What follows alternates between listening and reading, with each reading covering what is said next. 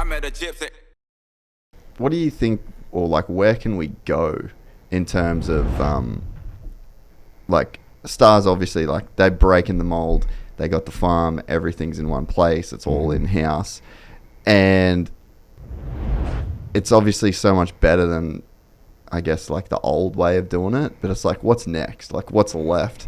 What's the next ways that you could do it? Because what you described then, that's almost like a new thing. Okay, so we got all these mechanics, we got trainers, and then we've got these testing specialists that work one-on-one with. There's so much.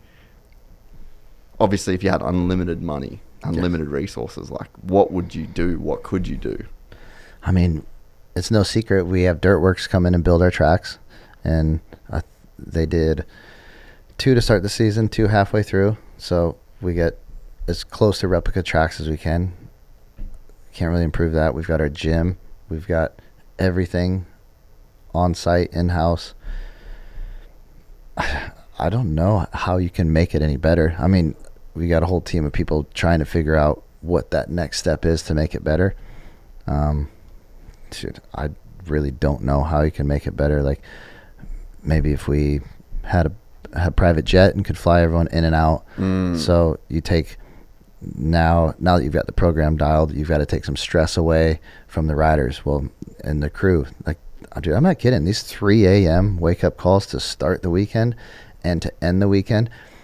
There's a reason we're so exhausted. Like, some people shit on Haiden for taking a PJ home out of some races, but, like, dude, he's home in his bed Saturday night after he just went 1-1, and when he wakes up Sunday morning, he can wake up at 10 a.m. and, like, have a Sunday. Have a Sunday. His recovery has started, whereas the rest of his competition is waking up at 3 or 4 in the morning to go travel for 8 hours, and then their recovery starts Sunday night or Monday morning. Well, we're a whole day ahead of you. So it's a lot of money to get a PJ, but NASCAR teams do it.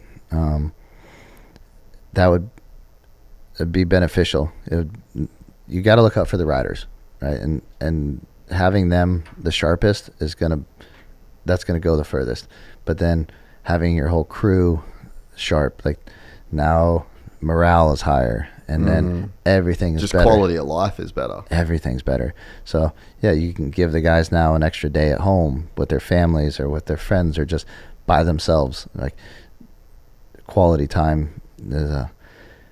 PJs might be the next step, but how do you afford a PJ with the salaries, not the salaries, with the budgets these teams have? And I mean, I don't think budgets are growing in our sport. Like, maybe the payouts with SMX are growing, but the budgets aren't growing. And dude, I'm a little nervous about, like, this career path. Like, if shit goes wrong in November, how long are we racing for? Like, there's been talk. Like, if you guys like what you do, you better vote the right way, because otherwise, like, our budgets might go down. Like, the whole industry. Like, racing's the first thing to go, dude.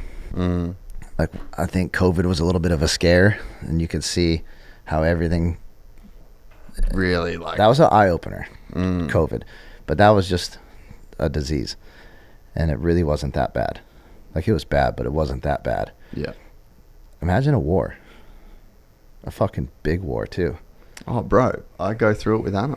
It's scary. The last 2.5 years, like, all her fucking Where's she from? Russia. Yeah. Fuck. So they've been living through it. Like, it's the first time in my life I've got to, like, in a very distanced way. It's the closest I've ever been. Yeah. To something like that happening. You know, like, just family members, and, like, it's fucking hectic, bro. Like, you don't want that shit. Yeah. Yeah. Like, there could be all kinds of shit go wrong. I'm worried about the budgets going. Like, if we get 4 more years of the shit we're going through, there's going to be unrest in the cities, and then as soon as you got to bring in National Guard somewhere, you ain't having a supercross. That stadium is now going to house all these people. Like, dude, that's sporting events went that quick during COVID. So all that unrest, they're shutting us down. Then what are you going to do? The team's not going to justify paying you to sit on hold. So now there goes my job.